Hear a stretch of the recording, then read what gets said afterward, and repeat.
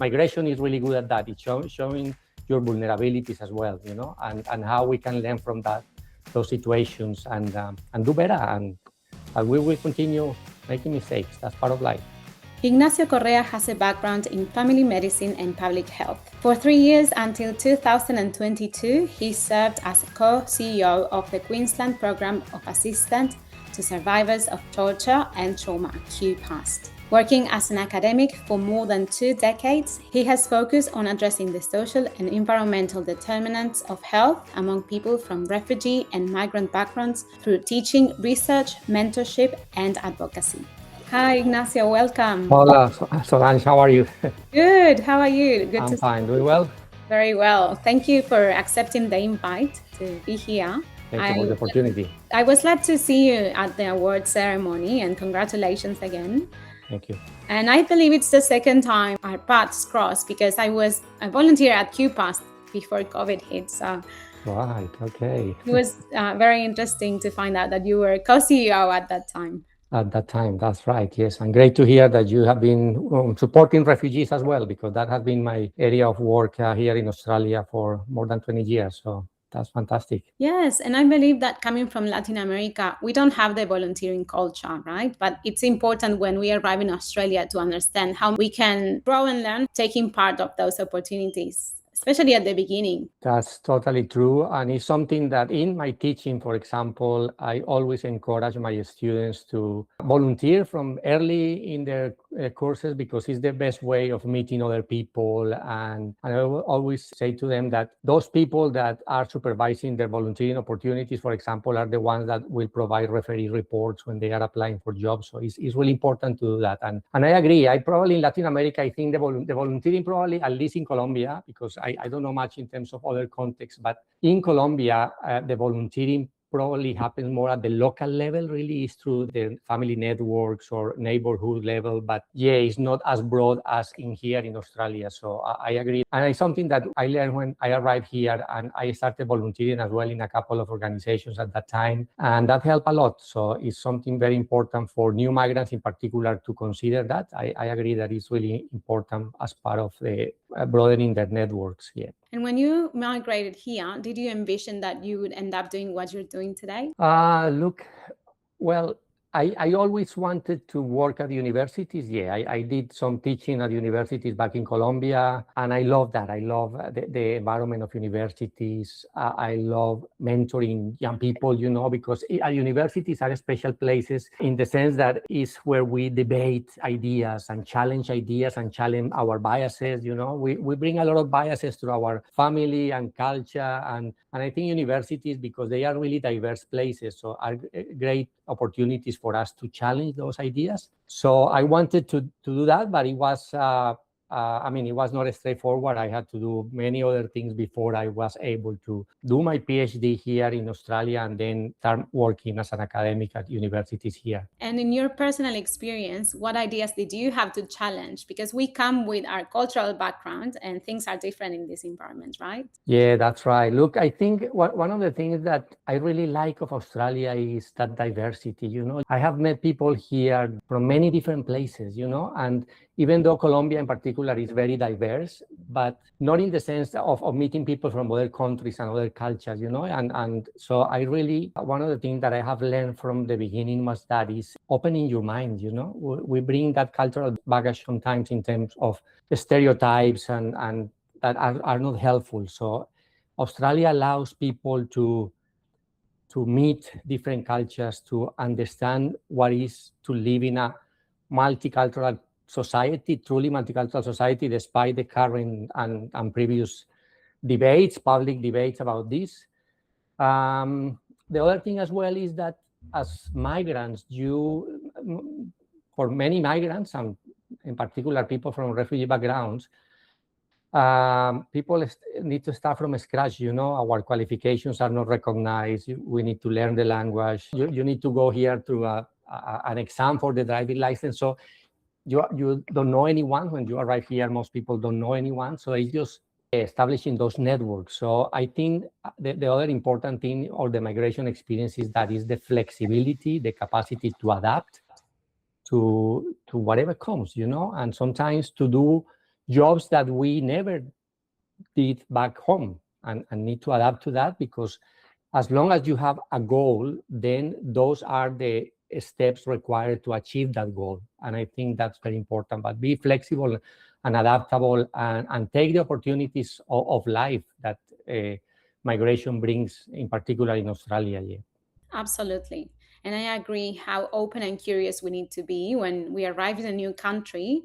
And I was thinking, as you were saying, flexibility is also a skill that we need to develop, and especially in communication, because we encounter people from different countries, and there's not just the barrier of language but also the cultural barrier in communication, because we have a specific type of communication in Latin America, coming from a Spanish speaking background, that a little bit clashes with the communication styles here, and then we struggle to make relationships. And as you said, networking is really important, but when we don't know how to approach those people, it becomes harder. So do you have any advice around how to approach people from different cultures?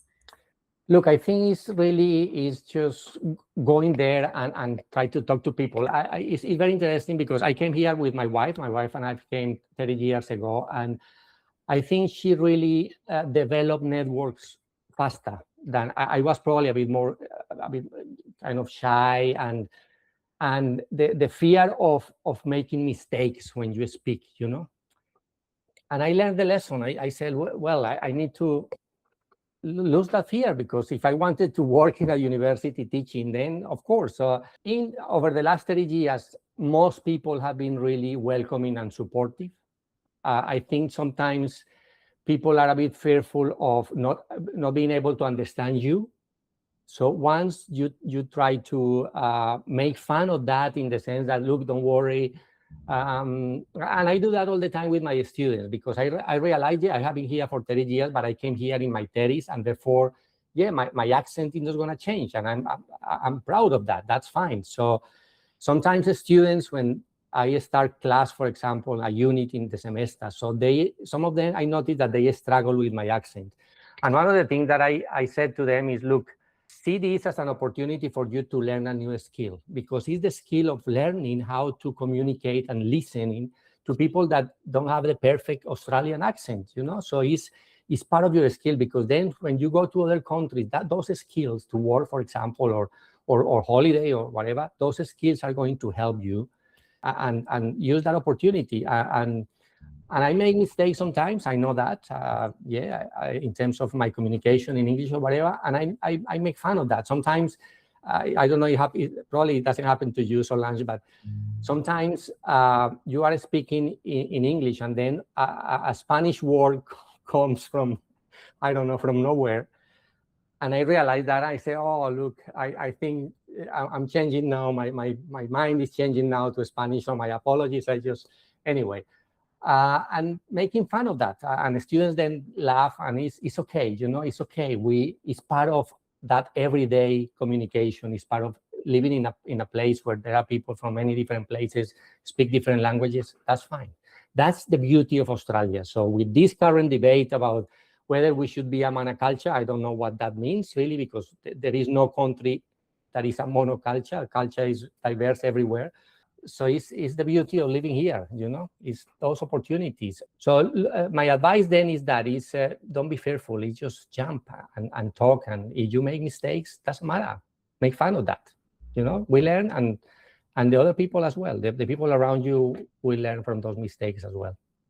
And also because we connect through vulnerability. So if you show yourself vulnerable and you're upfront with your limiting beliefs, because there are beliefs, people will understand you anyways, but we think they won't, or we think that if we make a mistake, they will judge us. So of course it happens to me as well, that sometimes I mix words, or I want to over explain words. And I think the main thing is to be connected with yourself and be like at peace with who you are. As you said, we have an accent, and that will not go away, and be proud because that accent reflects where we come from. Of course, we can work on articulation, and we can work on how fast we talk so we are better understood, but the accent will still be there. So being proud of that and embodying that we are proficient at what we do, and that communication is the way of showing our talent. So when we can show everyone the value of what we bring from our countries and how professional we are and how hardworking we are, I think communication is established because it goes beyond words. That's so true. And being aware that language evolves, the skills evolve. So, but probably for some people, you will continue making mistakes, and that's fine. And you are talking about vulnerability, and that's a very important part of in my leadership position, for example, working with student mentoring students when I was at QPAS as well. We talk a lot about that, is that being vulnerable is really about courage, the courage to show that you are not perfect, that you make mistakes, that you need to acknowledge those mistakes, and I think when I am supervising, for example, PhD students, is something that I always say, look, we all make mistakes. The important thing is to acknowledge that and seek help, And that's part of acknowledging that we all are vulnerable. So nobody's perfect. Nobody knows everything. We come probably from cultures that's a bit more difficult, because I train as a medical practitioner back in Colombia. So you are trained to that issue that you cannot make mistakes. Of course, in medicine, the mistakes are quite costly because it's the life of people. But I think it's important that acknowledge that you need to seek help, that you cannot rely only on yourself, and it's important to have a network of colleagues, for example, that can advise you. And in academia, in universities, it's very common this concept of peer review, that you need to get advice from others to be able to ensure that your work is of the quality required to be able to disseminate your research findings, for example. So that vulnerability is really important. Yeah, that's true. And I think it's something that you learn. Migration is really good at that. It's showing your vulnerabilities as well, and how we can learn from those situations and do better. And we will continue making mistakes. That's part of life. And I'm glad that you mentioned the importance of community and how having that support enable us to just go beyond our comfort zones and take that risk, that next step. And by having that support network, we know that even when things go wrong, we will have someone there next to us to support us. And I wanted to ask, in your case, who has been that person or that group who has supported you throughout all these years here in Australia? Well, look, I think many people, but we still now we came here with no family. My children, I have 2 children, they were born here. So 30 years later, we have a very close group of friends that we met when we arrived here. So the first people that we met, they are still our friends, even though we have moved quite a bit. We live in New South Wales for a couple of years, and then back to Queensland, and then we went to Melbourne and back here. But that connection always was there, and they are like our extended family. So, they are like the uncles and aunties or my children, for example, even though they are not blood related. But so that's really important. But also is the community. Communities are in many different spaces. Is that community of friendship and really close, intimate friendship. There are communities in your work as well. So I have colleagues, for example, previous supervisors in my jobs at university that have been my mentors throughout my career, that are really friends as well, and colleagues. And so that professional network is really important as well. Then is the recreational type of thing that you do, if you like sports, for example. So there are different communities, but that's really important, Solange, is because if you ask me what is the key thing that I have learned through my academic work, doing research in terms of migrant refugee health, well-being, settlement, is that what makes a difference when you arrive to a place, to be able to settle well, to integrate, to, create a new life, is having a welcoming community. That makes a big difference. And sometimes that's challenging because, we live in a society that is quite more individualized. It's more, the individualism here is stronger than back home in many countries in Latin America. So, but at the same time, you meet people that look, that can become your friends for life, So it's being able to avoid generalization that, because we live in Australia and this is an individual society, everyone is focused only on the individual. That's not true. There are people here and many people that really, you can establish communities of support and welcoming communities as well. So I think one of the most important parts of that, of life here in Australia is being able to develop your networks, to have communities of support, because that makes a big difference. And we know that from research, we know that there is evidence that having a community around you impacts positively on your mental health, your well-being, your physical health as well. So that's a key for health. And it's one of the social determinants of health, of course. And also because it's been demonstrated that belonging is a core need for human beings. So we need those communities because we need to feel like we belong, and we need to find those people who make us feel at home, away from home.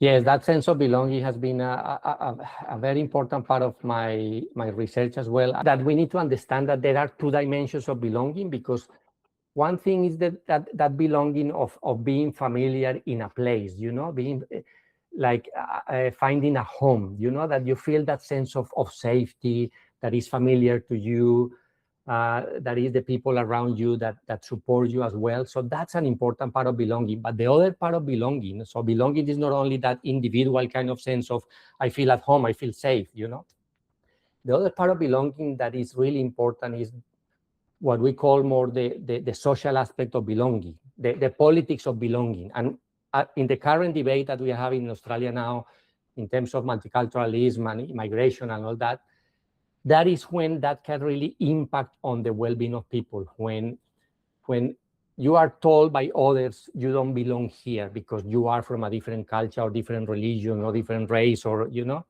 and that's sad because that happens across communities. I mean, I'm not saying this is only an issue of Australia, it happens in Latin America as well. It's other people that decide or dominate the discourse and then start telling people whether you belong or not. And it shouldn't be like that, because I think we need to move from that community of identity. There are many different ways of being Australian. There are many different ways of being Colombian. We all have plural identities.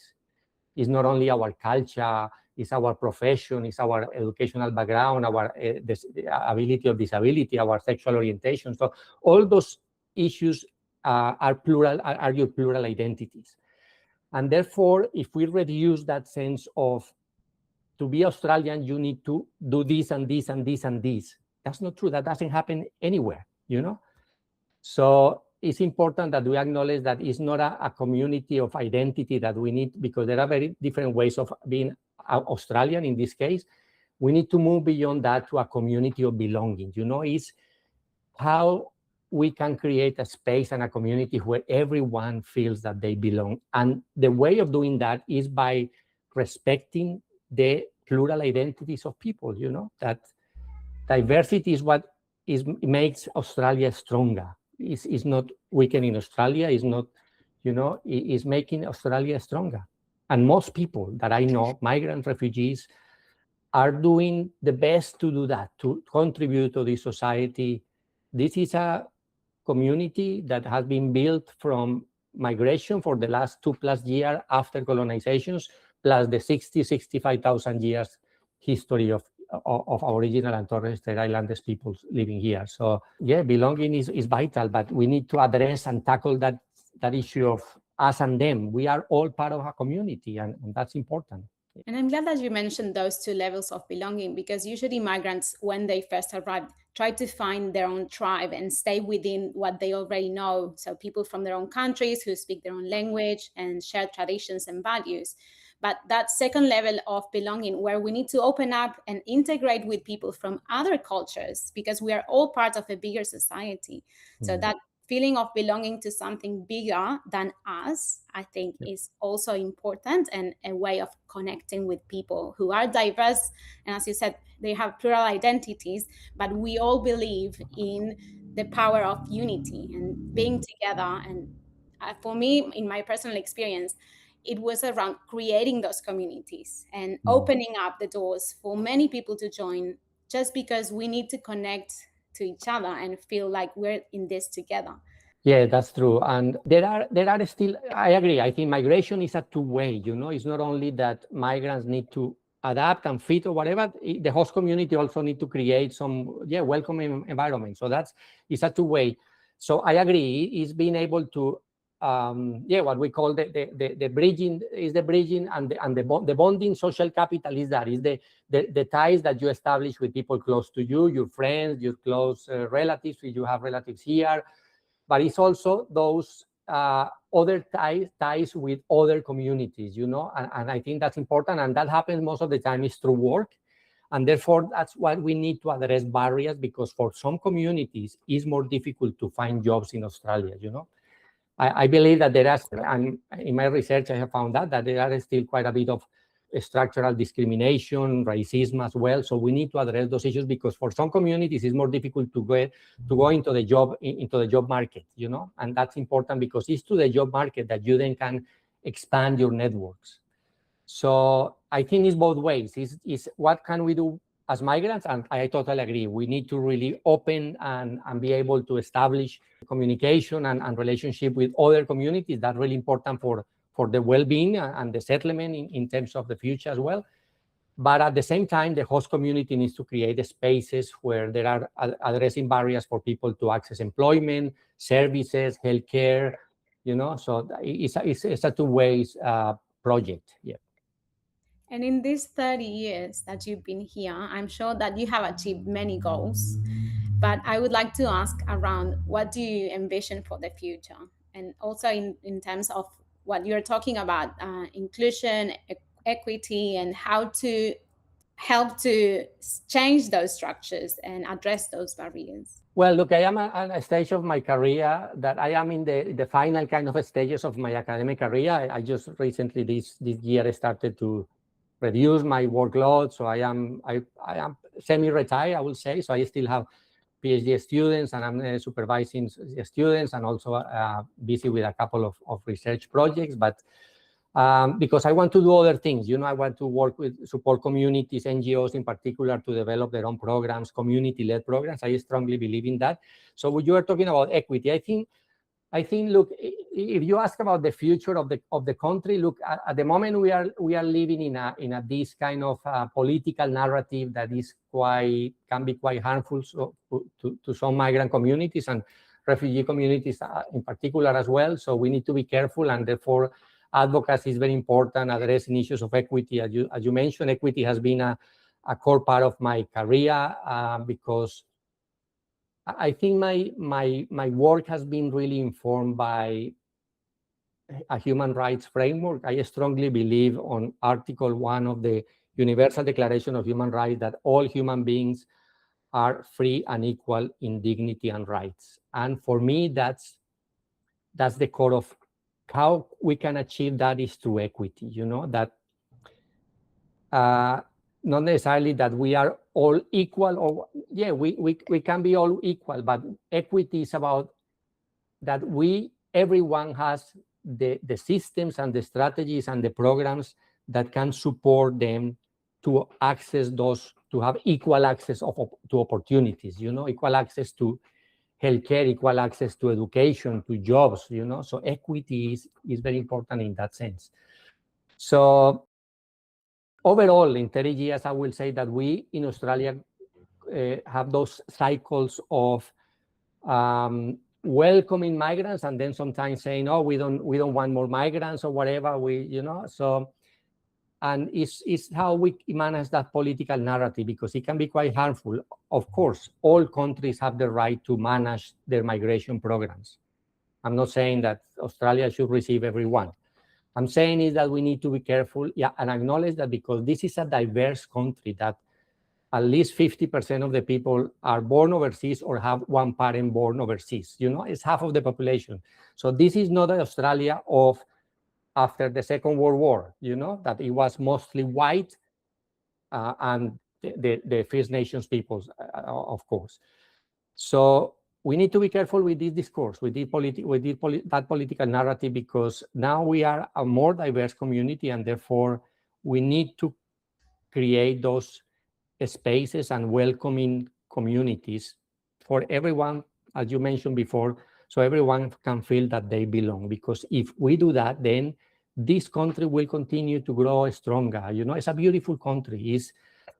It's a safe country. When you live in a very difficult context of violence and social conflict, like some of us in Latin America, and you arrive here and then you realize, wow, look, this is what it means to live in peace, Yes.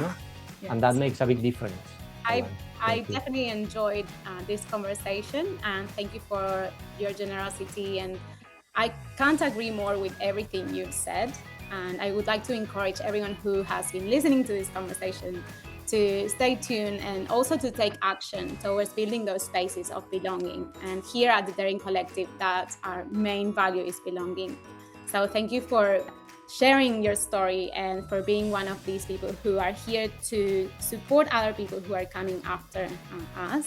And thank you again for the opportunity. And keep doing this fantastic work. We didn't have this initiative when we came here 30 years ago. So it's great to see now that the younger generation, is doing so much stuff, because that builds community and that opens and address and breaks the barriers. That's great, and continue doing such a fantastic job. Okay.